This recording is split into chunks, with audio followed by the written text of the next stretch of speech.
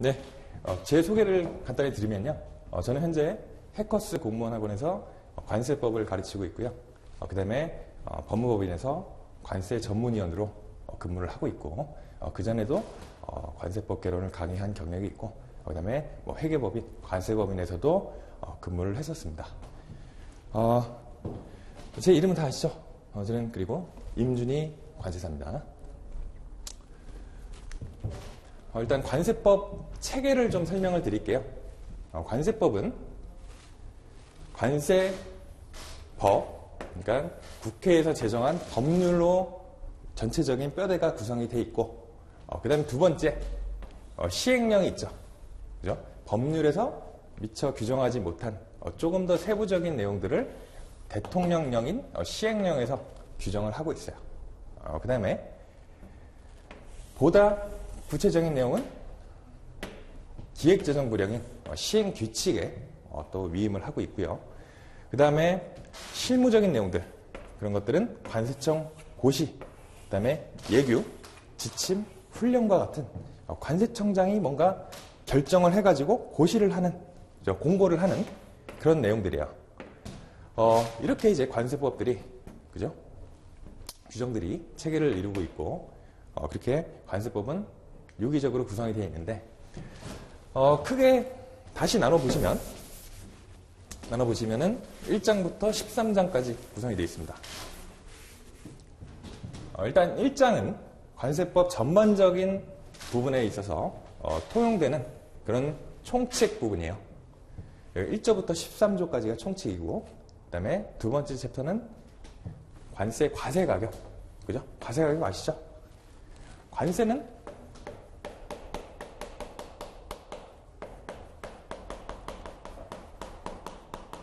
과세 가격 곱하기 관세율로 산정이 되기 때문에 우리 2장에서는 이러한 과세 가격이 어떻게 결정이 되는지 그 부분이 가장 핵심입니다. 그죠? 그리고 과세 가격이 결정이 되면은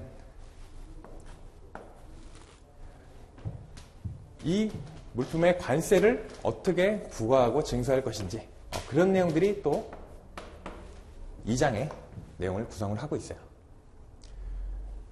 그게 14조부터 48조의 내용. 그 다음에 3장에서는 우리 관세율, 그죠? 관세율 부분. 그 다음에 관세율을 결정함에 있어가지고 수입 물품의 HS 코드, HS 코드라는 게 있는데, 우리 모든 수입 물품에 대해서는 HS 코드, 그죠? 여러분들이 2차에서 공부하실 관세율표 및 상품학 과목에서 아주 마르고 닳도록 배우실 과목이에요. 이런 HS 코드가 몇 번인지 그렇게 결정이 되면은 그 물품의 관세율이 얼마인지 그걸 확인을 할 수가 있어요. 그런 내용들, 그 다음에 품목분류 사전심사와 같은 그런 제도적인 부분들, 그런 것들이 3장의 내용을 구성을 하고 있고, 49조부터 87조까지 내용입니다. 그 다음에 4장에서는 우리 관세 감면, 그 다음에 환급, 분할 납부에 대해서 규정을 하고 있고, 어떤 특정 요건을 구성을 해가지고 세관에 이제 신청을 하면은 이러한 감면이나 환급이나 분할 납부를 받을 수가 있어요. 그죠? 그러한 내용이 88조부터 109조까지 구성이 되어 있습니다. 그 다음에 5장에서는 납세자 권리, 그러니까 우리가 납세자로서 과세관청인 세관으로부터 어떤 부당한 그리고 위법한 처분을 받은 경우에 납세자가 취할 수 있는 권리가 어떤 것들이 있는지, 그리고 그다음에 구체적으로 어떤 절차에 따라서 그런 권리를 행사를 할 수 있는지, 그런 내용들이 5장을 구성을 하고 있습니다. 그 다음에 6장에서는 운송수단이에요. 운송수단. 우리 보통 물품이 선박하고 항공기, 그죠? 그 다음에 차량 같은 것도 있는데, 보통 우리가 좀 이따 배우실 거예요. 관세법 용어 정의에서 외국무역선, 그 다음에 외국무역기라고 부르는 선박하고 항공기, 그 다음에 얘는 국경 출입 차량이에요. 그러한 운송수단에 대한 내용들, 운송수단이 국내에 입항하고 그 다음에 출항할 때 절차는 어떻게 되는지, 그런 내용들이 6장의 내용을 구성을 하고 있고, 그 다음에 7장은 보세구역입니다. 보세구역. 보세구역은 예를 들어서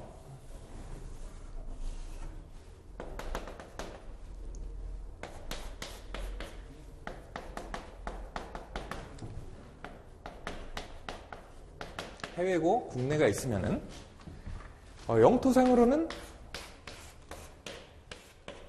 국내에 있어요. 분명히 영토상으로는 국내에 있는데 아직 물건이 들어와 가지고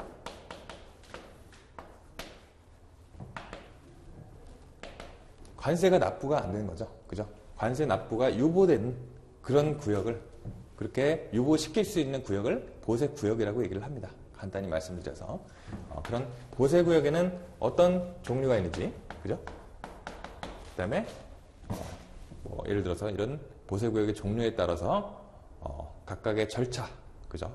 그 다음에 특이한 부분, 그런 것들이 모두 이제 7장에 규정이 되어 있어요. 그 다음에 8장에 운송에서는 우리 보세라는 말이 앞에 빠져있다고 생각하시면 돼요. 보세. 보세 운송에 대한 내용들이 8장의 내용을 구성을 하고 있습니다. 그 다음에 9장에서는 통관이죠. 우리 관세법상 통관은 수입 통관, 그 다음에 수출 통관, 그 다음에 반송 통관이 있어요. 그게 세 가지만 규정이 되어 있습니다.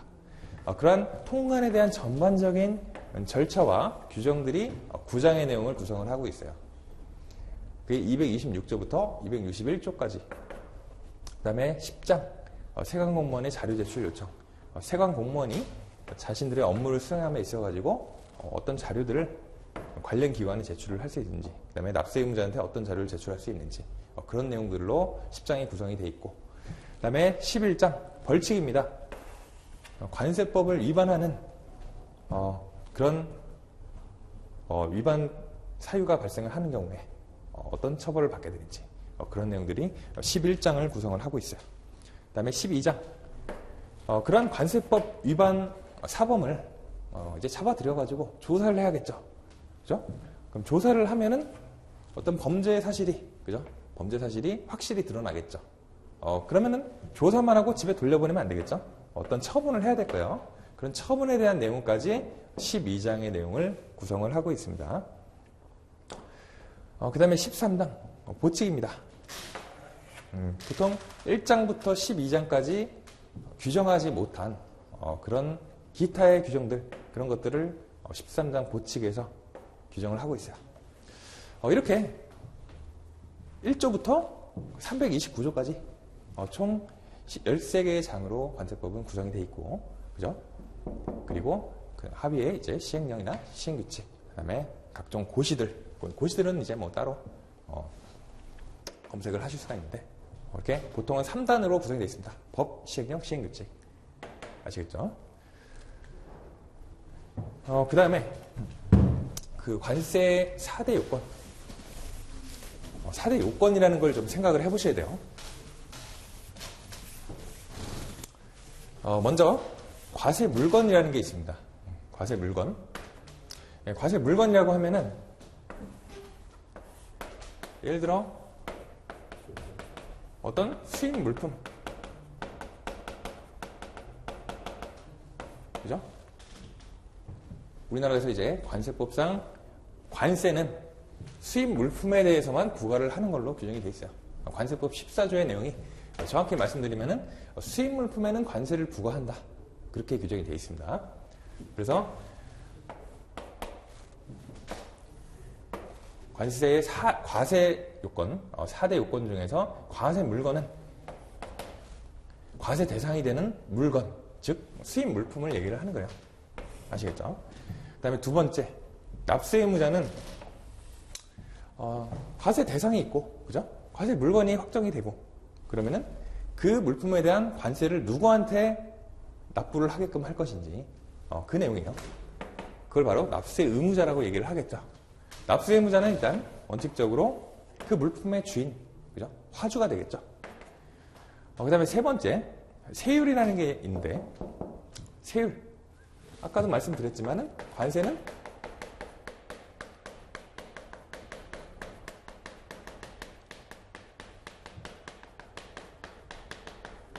이렇게 계산이 돼요.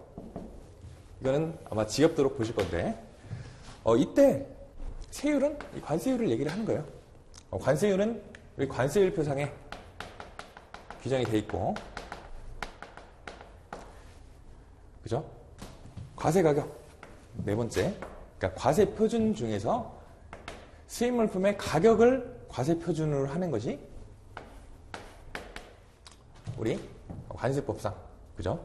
뭐 종량세 주의에 의해서 관세를 계산하는, 그죠? 과세 가격을 산정하는 그런 방법인데, 좀 이따 말씀드리겠지만은 네 번째 과세 표준, 수입 물품의 가격 또는 수량을 얘기하는 거예요. 근데 대부분이 우리나라는 이제 수입 물품의 가격을 과세 표준으로 하고 있습니다.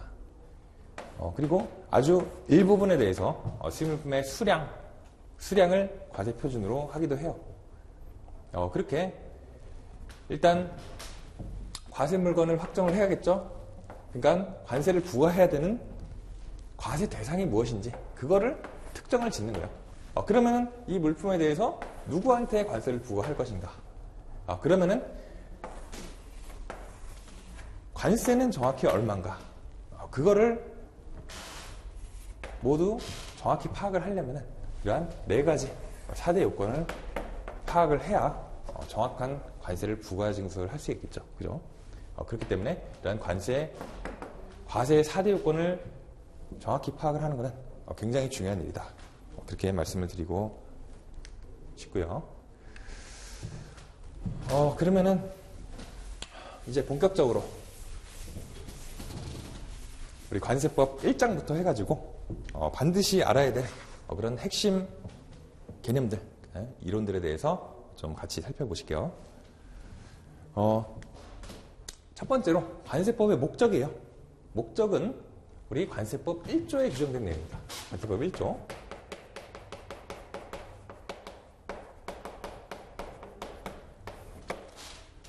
보시면은 관세법은 관세 부과징수, 그죠? 부과징수, 그다음에 수출입 물품의 통관, 이런 두 가지를 적정하게 하는 거래요. 그리고 관세 수입을 확보함으로써 국민 경제 발전을 이루어진다. 그죠? 이렇게 끊어서 보시면 일단 어떤 목적이에요? 세관 입장에서 보시면은 관세를 부과징수 적정하게 한다. 그러면은 정확히 관세액을 산정을 하고, 그죠? 정확한 금액을 걷어들인다는 거죠. 그 다음에 두 번째, 수입 물품의 통관을 적정하게 한다.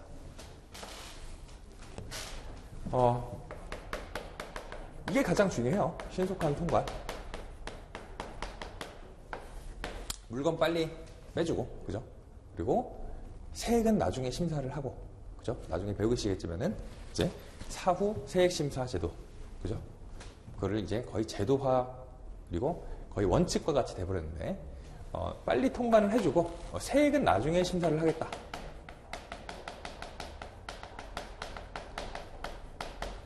그죠? 나중에 심사를 해가지고, 세액을 그때 왜 잘못 신고를 했냐, 그죠?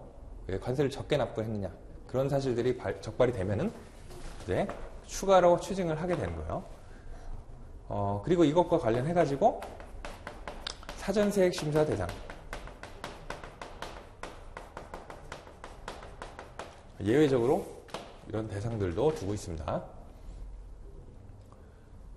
그렇게 해가지고 일단은 신속한 통관을 위해서, 그죠? 그리고 적법한 통관.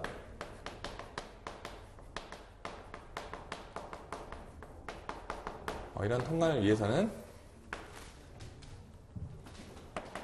관세법이 필요하다는 거죠. 그죠? 관세법이 존재 이유가 그렇다. 그죠? 그렇게 해가지고, 국가 입장에서 관세 수입을 확보를 함으로써, 그걸로써 국민 경제 발전에 이바지함을 목적으로 한다. 그게 이제 거의 대전제, 그죠? 가장 큰 목적이라고 할 수 있겠죠. 그래서 관세법의 성격을 좀 보실게요. 이 법의 성격이 어떤 것인지, 그죠? 다른 법령별로 각각의 법이 존재하는 이유, 그죠? 성격이 따로 있어요. 근데 관세법은 좀 특이하다.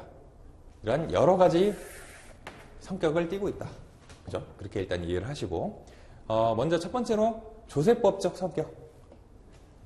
과세 요건하고, 그죠? 관세 부과 징수를 위한 절차들이 모두 규정이 되어 있다. 한꺼번에. 그 다음에 두 번째, 통관법적 성격입니다. 수출입 물품의 통관 절차를 모두 규정을 하고 있어요. 그 다음에 세 번째, 준사법적, 형사법적 성격이 있다. 그죠? 처벌 규정이라든지 아니면은 조사와 처분 규정, 그런 것들을 포함하고 있죠. 그 다음에 네 번째, 소송법적 성격. 어떤 납세자의 권리구제 절차, 그런 것들을 규정을 하고 있어요. 그죠? 우리 5장에서. 그 다음에 다섯 번째, 국제법적 성격이 있다. 어떤 국제협약이나 그런 협정 등의 내용을 관세법상 수용한 내용들이 일부 포함이 되어 있다. 그죠? 그래서 국제법적인 성격도 가지고 있습니다. 그 다음에 이제 용어를 보실게요. 일단 가장 중요한 관세법상 수입의 정의가 나옵니다. 수입, 간단히 생각하시면은 그냥 물품을 국내로 들여오는 거. 그게 여러분들이 알고 계신 수입의 정의죠. 근데 관세법상으로 보면은 조금 다릅니다. 첫 번째로 외국 물품을 우리나라에 반입하는 거. 그죠? 우리나라에 반입한다. 그 의미가 좀 와닿지가 않으실 거예요. 아까 보셨던 그림, 그죠? 여기가 보세 구역이었고, 그 다음에 국내고 해외죠. 그럴 때 외국 물품을 우리나라에 반입한다? 그러면은 들어왔어요. 첫 번째. 그 다음에 보세구역에 있다가 완전히 안으로 들어오네요. 그죠? 두 번째. 그러면 첫 번째하고 두 번째 중에서 동그라미 1번에서 말한, 그죠? 외국 물품을 우리나라에 반입하는 것은 어떤 걸까요? 2번입니다. 2번. 그죠? 우리나라. 그죠? 우리나라라고 하는 거는 보세구역은 관세법상 외국으로 보는 지역이에요. 그죠? 관세를 유보해주는 그런 지역이기 때문에 외국 물품을 우리나라에 반입한다?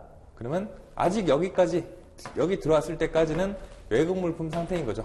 그리고 아직 우리나라에 반입되지 않은 상태인 거예요. 그래서 보세구역에 있던 외국 물품 상태인 이 수입 물품을 이렇게 2번과 같이 국내로 들어올 때, 보세구역으로부터 국내로 들어올 때 비로소 외국 물품을 우리나라에 반입하는 것으로 부를 수가 있는 거예요. 그 다음에 두 번째, 외국 물품을 보세구역으로부터 반입하는 거. 그죠? 거의 마찬가지 얘기입니다. 보세구역으로부터 반입하는 거죠. 우리나라에. 앞에 우리나라에라는 말이 생략이 되어 있어요. 그죠? 그 다음에 세 번째, 외국 물품을 우리나라에서 소비 또는 사용하는 거. 만약에 우리나라에서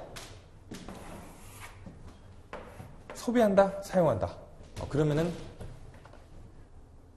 보통 수입을 한 다음에 그 물품이 유통 판매돼가지고 최종 이제 소비자가 소비하거나 사용을 할 텐데, 그러한 과정 없이 그냥 우리나라에서 소비 또는 사용한다.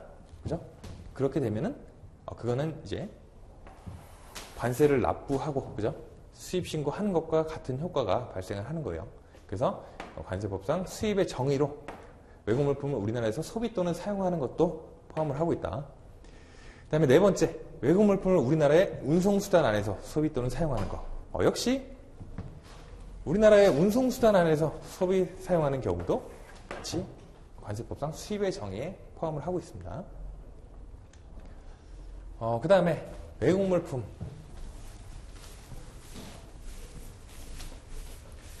일단 관세법 2조 4호. 그죠? 관세법 2조가 정의 규정이에요. 그죠? 용어의 정의. 그 정의에 의한 외국 물품. 그죠? 정의에 규정된, 외국 물품으로 규정된 그러한 내용들을 1번부터 보시면 외국으로부터 우리나라에 도착한 물품으로서 수입신고 수리 전의 것. 그죠? 수리 여부가 나중에도 보시면 중요합니다. 수입신고가 수리되기 전이냐 후냐에 따라 가지고 아직 외국 물품이냐 아니면 내국 물품으로 바뀌었느냐 그게 결정이 돼요. 그 다음에 두 번째, 외국의 선박 등이, 이것도 잘 보셔야 될 게 외국의 선박이라고 얘기를 했습니다. 그리고 공해에서 뭔가 물건을 획득을 한 거죠. 채집하거나 포획한 수산물 등. 그게 수입 신고가 수리되기 전이다. 그죠? 역시 수리 전. 근데 조건이 선박이 어느 나라 선박이냐가 굉장히 중요해요. 외국의 선박이 공해에서 잡았다. 그죠? 공해에서 잡았다. 그러면은 수입 신고가 수리되기 전이다. 그러면은 아직 외국 물품인 거고. 나중에 나오겠지만은 만약에 국내 선박이 공해에서 뭔가 잡았다. 그러면은 그거는 내국 물품으로 보게 되는 거예요. 그러니까 선박의 국적이 어디냐가 중요하고 공해상에선 영해가 어느 영해냐. 만약에 외국의 영해에서 잡았다. 그러면은 그 영해가 그 주인이죠. 영해에서 잡힌 물건도 그 영해의 주인의 물건일 거예요. 그죠? 그렇기 때문에 영해가 어디라 나오면은 딱 외국의 영해에서 잡힌 거다. 그러면 외국 물품. 국내 영해에서 잡힌 거다. 그러면은 내국 물품. 그렇게 구분하는 내용이 뒤에 또 나와 있습니다. 그 다음에 세 번째, 수출 신고가 수리된 물품. 수출 신고가 수리가 됐대요. 역시 수리가 됐다는 표현을 쓰고 있어요. 그러면은 내국 물품 상태였겠죠. 그거를 이제 수출 신고를 하고 세관에, 그리고 세관으로부터 수리를 받았어요. 그러면은 내국 물품에서 외국 물품으로 바뀌었겠죠. 외국 물품으로. 그래서 외국 물품입니다. 결국에. 그 다음에 기타 외국 물품으로 보는 물품. 뭐가 있을까요?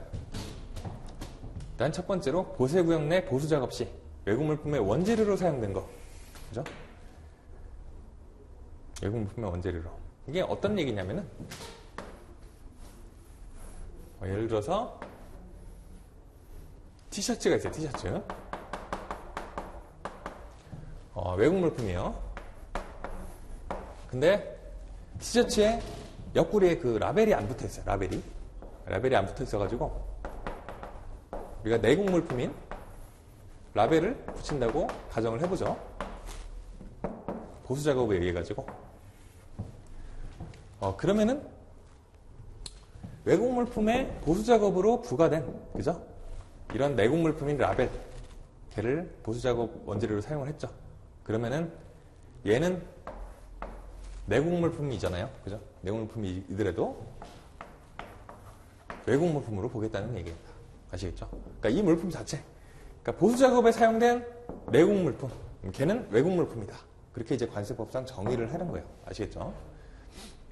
두 번째, 보세 공장 내에서 외국 물품하고 내국 물품을 원재료로, 그죠? 사용해가지고 제조된 물품, 그런 것들 관세법상 외국 물품으로 볼 수가 있는 것들이고요. 그 다음에 특이하게 수입으로 보지 않는 소비 또는 사용이라는 개념이 나와요. 또, 그죠? 어떤 거요? 일단 선용품이나 기용품, 차량용품. 얘네는 뭡니까?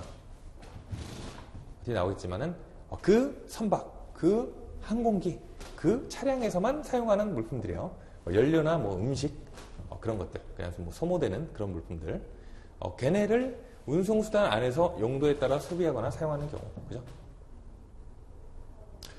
걔네는 일단 수입은 아니죠. 수입은 아닌데 소비 또는 사용에 해당이 돼요. 그죠? 소비 또는 사용에 해당이 되고. 그 다음에 두 번째, 선용품이나 기용품, 차량용품을 이러한 지정보세구역이다. 그죠? 거기서 출국 심사를 마치거나 아니면 우리나라에 입국하지 않고 바로 그냥 단순 경유를 해가지고 제3국으로 출발하려는 자에게 제공해가지고 용도에 따라서 소비하거나 사용하는 경우, 그런 것도 수입으로 보는 건 아니에요. 소비 또는 사용이지만 수입으로 보는 건 아닙니다. 그 다음에 세 번째, 여행자가 휴대폰을 운송수단이나 관세 통로에서 소비 또는 사용하는 경우. 그죠? 국내에서 소비 가능하거나 사용하는 경우가 아니고, 그죠? 아직 뭔가 들어오기 전이라는 느낌이 오실 거예요. 우리나라에 들어오기 전이라는 느낌. 네 번째, 관세법에서 인정하는 바에 따라서 소비하거나 사용하는 경우, 이런 경우도 다 수입으로 보지 않는 소비 또는 사용에 해당이 됩니다. 그죠? 그러면 어떻게 되겠어요? 수입으로 보면은 관세를 징수를 하겠죠. 그죠? 근데 이런 경우는 소비 또는 사용에 해당이 되지만은 수입으로 보지 않아서 관세 등을 따로 징수하지 않는 경우예요. 아시겠죠? 그래서 잘 기억을 해두시고 나중에 문제로도 자주 출제가 되기 때문에 나중에 그 기본 이론 시간에 다시 보시겠지만 그래도 중요한 개념이라는 점 잘 기억을 해두시고요. 그 다음에 수입의 의제라는 개념이 또 나와요. 의제. 뭘로 간주하겠다라는 얘기입니다. 수입으로 간주하겠다는 거죠. 그러면 앞에 보셨던 수입으로 보지 않는 소비 또는 사용. 얘는 수입으로 보지 않겠다는 거. 수입으로 간주하지 않겠다는 얘기인데 반대로 얘네는 수입으로 보겠다는 얘기예요. 그러니까 정상적인 수입 신고를 하고 수입 통관된 물품들은 아니지만은 그래도 수입으로 간주를 하겠다. 그런 물품들입니다. 일단 첫 번째, 채신관서가 수취인에게 내준 우편물, 그죠? 우편물 같은 것들. 그 다음에 두 번째, 관세법에 따라서 매각된 물품. 그 다음에 몰수된 물품. 그 다음에 통고 처분으로 납부된 물품. 그 다음에 국고에 귀속된 물품.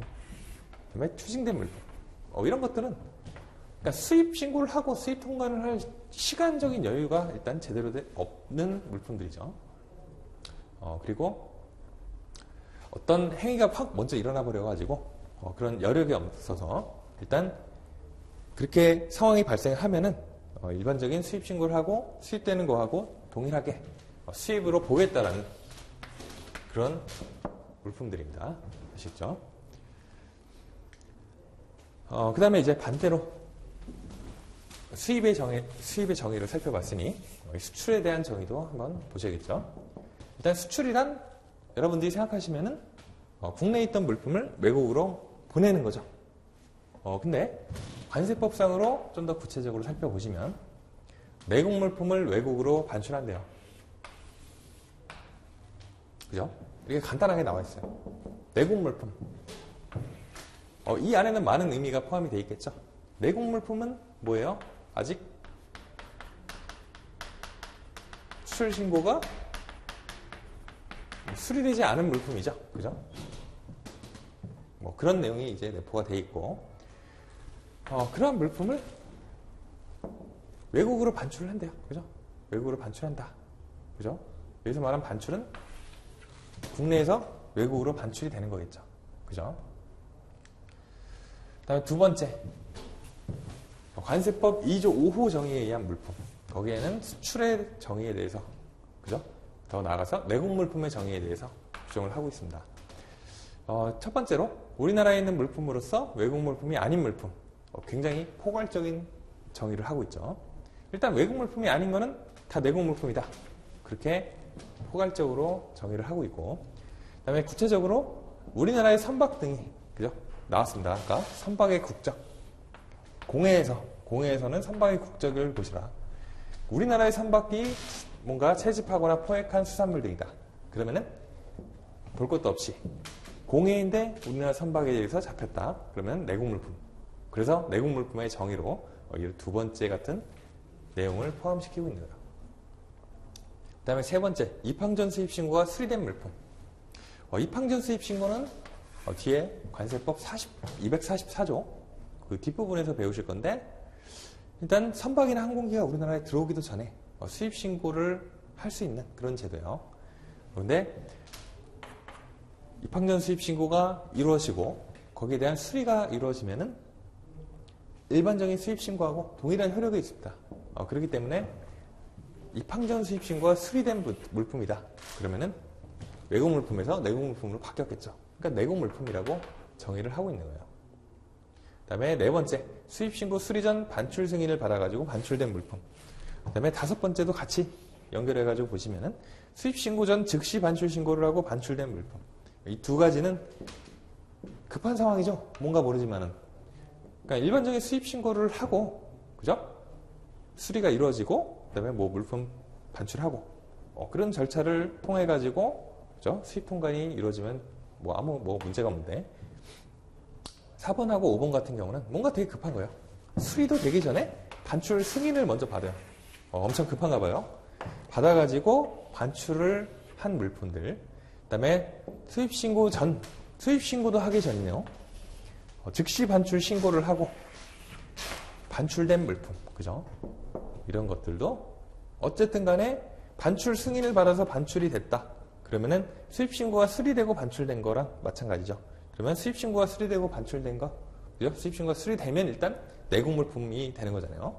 때문에 얘네도 수입신고 수리된 거하고 동일한 효력이 있다. 효력이. 그래서 이런 반출 승인을 받아 반출된 물품하고 즉시 반출 신고를 하고 반출된 물품은 관세법상 내국물품으로 보겠다. 그런 얘기입니다. 그 다음에 우리나라에 있는 물품으로서 외국 물품이 아닌 거, 그걸 좀 구체적으로 보면은 우리나라에서 생산돼서 수출 신고가 수리되지 않은 물품, 그죠? 그다음에 두 번째 수입 신고가 수리된 물품, 그다음에 세 번째 수입 의제에 해당하는 물품, 아까 보셨던 그죠? 뭐 최신관서가 수취인에게 내준 우편물 이런 것들. 그다음에 네 번째 보세구역 내 반입된 물품에 대해서 세관 공무원이 검사 등에 사용하거나 소비한 물품, 그런 것들도 내국 물품, 그죠? 내국 물품에 해당되는 걸로 규정을 하고 있어요. 그 다음에 외국무역선, 그 다음에 외국무역기, 그 다음에 내양선, 내양기에 대한 정의입니다. 이렇게 정의를 하고 있어요. 외국무역선, 외국무역기는 무역을 위해서 우리나라와 외국간을 왕래하는 선박 또는 항공기, 그죠? 무역을 위한 거에 대해. 그 다음에 우리나라하고요 외국간을 왕래하는 선박이나 항공기다. 어찌 보면 되게 단순하게 규정을 하고 있어요. 그죠? 그 다음에 두 번째, 내양선이나 내양기. 내양선, 내양기는 국내에서만 운항하는 선박 항공기다. 그죠? 국내에서만 운항하는. 나중에 보시면은 내양선, 내양기에는 외국 물품을 실을 수 없고, 그 다음에 외국무역선, 외국무역기에는 내국 물품을 실을 수 없다. 다만 세관장의 이제 뭐 허가를 받은 경우는 가능하다. 뭐 그런 내용들도 나와요. 뒷부분에. 그 다음에 여섯 번째, 선용품, 기용품, 차량용품. 아까 잠깐 말씀드렸는데 선용품은 당의 선박에서만 사용되는 물품이죠. 어떤 물품들이에요? 음료, 식품, 연료, 소모품, 밧줄, 수리용 예비 부분품 및 부속품, 그 다음에 집기, 그런 물품들이요. 아시겠죠? 그러니까 그 배에서 반드시 이제 필수적으로 사용될 수 있는 그런 물품들이라고 보시면 되겠죠. 항해를 위해서, 그죠? 외국무역선이 이제 자기 목적대로 무역을 위해서 왕래를 할 거지 않습니까? 그런 항해 목적으로 반드시 배에서 필요한 물품들이에요. 그죠? 그런 것들을 이제 선용품이라고 얘기를 하고, 그다음 기용품은 비행기에서 사용되지만은 선용품에 준하는 그런 물품들. 그다음에 차량용품도 차량에 사용되지만은 선용품에 준하는 물품들. 그런 것들을 선용품, 기용품, 차량용품이라고 각각 규정을 하고 있습니다. 그 다음에 통관. 통관 뭐였어요? 수출, 수입, 반송. 세 가지가 있다고 말씀드렸죠. 그러니까 관세법상 규정되어 있는 통관은 수출 통관, 수입 통관, 반송 통관이다. 이렇게 생각을 하시면 되겠어요. 그 다음에 환적이랑 복합 환적이라는 개념이 나와요. 환적은 뭔가 이제 옮겨 싣는다는 느낌 오시죠? 그죠? 옮겨서 싣는다. 옮겨서 적재한다. 정의를 보시면 동일한 세관의 관할 구역에서, 그죠? 동일한 세관 관할 구역에서 입국 또는 입항하는 뭔가 배가 있다. 그죠? 그러면 얘는 출항하거나 출국하려는 배예요. 그죠? 얘한테 물건을 이렇게 옮겨 실어서 나갈 수 있게끔 하겠죠. 이게 동일한 세관 관할이고요. 그죠?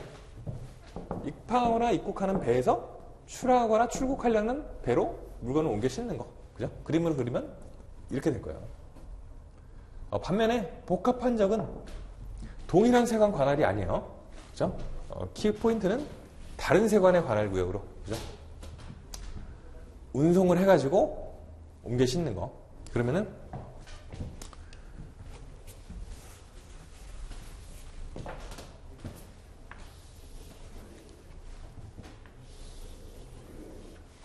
여기서 들어와요.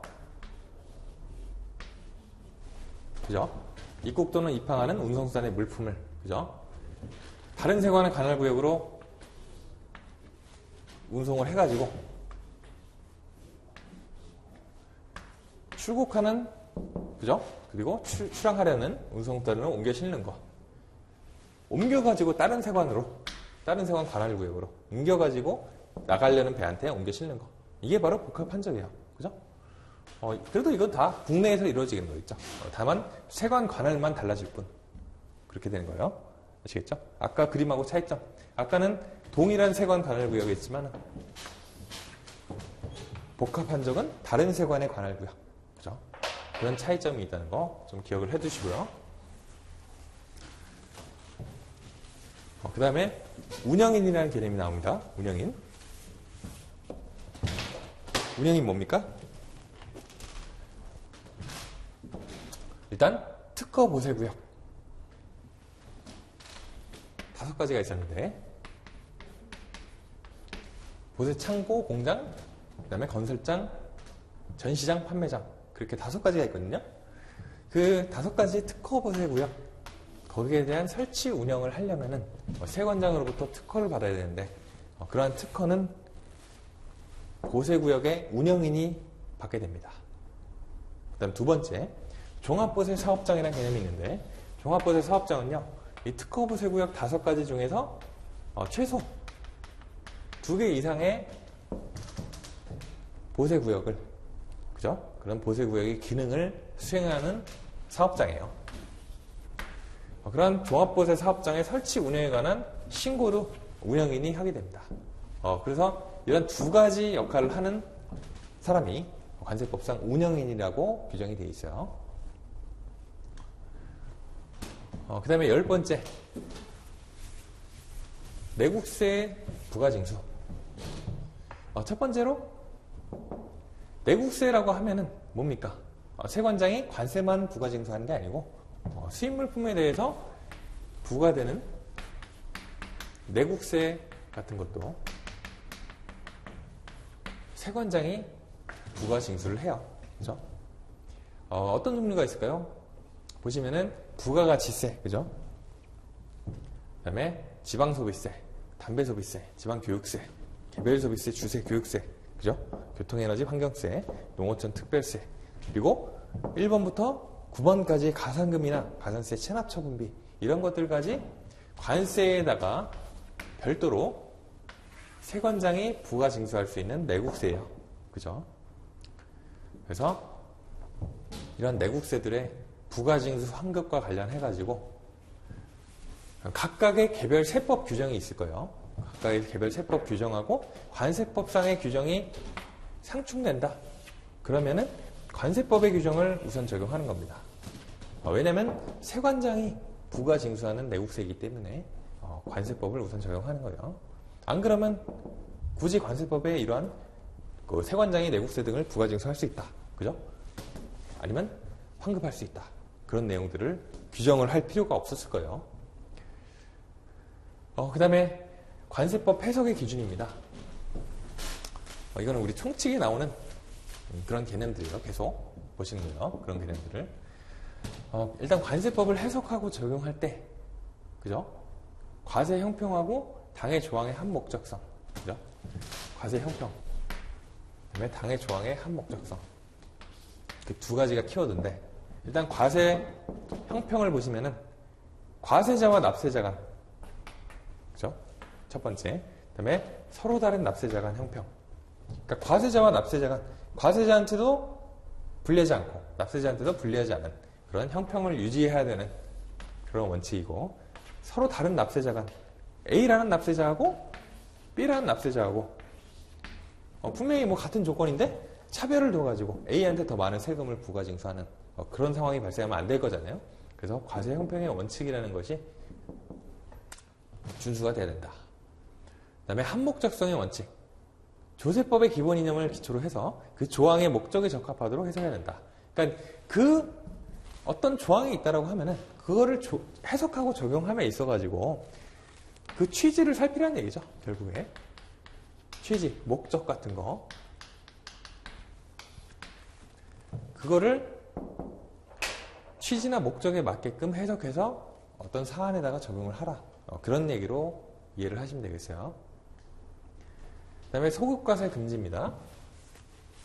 일단 관세법의 해석이나 관세행정의 어떤 관행이 일반적으로 납세자에게 받아들여진 후에요.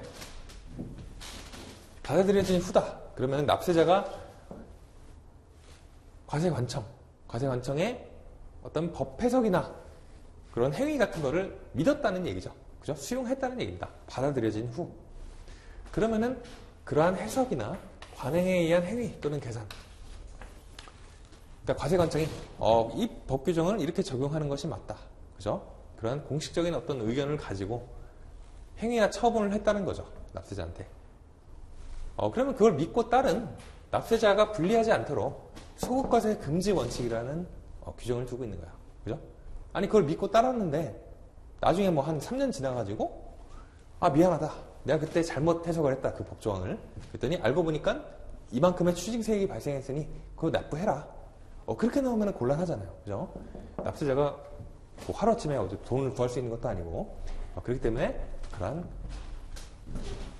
사태를 방지하기 위해서 소급과세 금지 원칙을 규정을 하고 있다. 그렇게 이해를 하시면 되겠고 그 다음에 신의성실 딱 봐도 뭔가 서로 믿음 하에 일처리를 하라는 얘기입니다. 그죠? 납세자건 세관 공무원이건 양측 다 그죠? 신의에 따라 성실하게 하여야 한다. 그런 규정들이고 그 다음에 세관 공무원 재량의 한계. 세관 공무원한테는 어떤 관세를 부가징수함에 있어가지고 일정 부분의 재량이 부여가 되어 있어요. 그죠? 근데 그 재량을 남용하면 안 되겠죠. 그죠? 그래서 그 재량의 한계를 엄수해야 된다. 그죠? 엄격하게 준수해야 된다. 그런 규정도 있어요.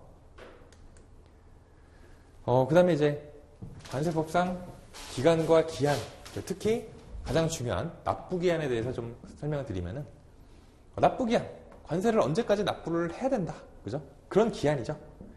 보통 우리가 이제 신고 납부를 하는 경우가 있고 세관장이 부가고지하는 경우가 있어요. 먼저 신고 납부를 하는 관세에 있어서는 그죠? 뭐 납세 신고 수리일부터 15일 그죠? 이때는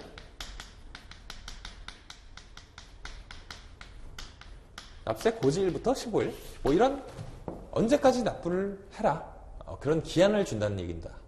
그죠? 그게 바로 납부 기한이고요. 이런 관세의 납부 기한은 말씀드렸듯이 납세 의무자가 납세 신고를 한 경우, 그죠? 신고 납부라고도 얘기를 하는데 그때는 납세 신고 수리일부터 15일이다. 그죠? 납세 신고를 하고 세관에서 수리를 해준 날, 그날부터 15일을 세 가지고 딱 15일 후까지만 관세를 납부를 할 수 있도록 하고, 그죠? 그 후 지나면은 이제 가산금 그런 것들을 부과를 해요. 그다음에 두 번째, 세관장이 부가고지 규정에 의해서 납세고지를 한 경우, 그랬죠? 납세고지를 받은 날부터 15일. 그다음에 세 번째, 수입신고 전 즉시 반출 신고. 그런 신고를 한 경우라고 하면은 이 신고를 한 다음에 반드시 10일 이내에, 그죠?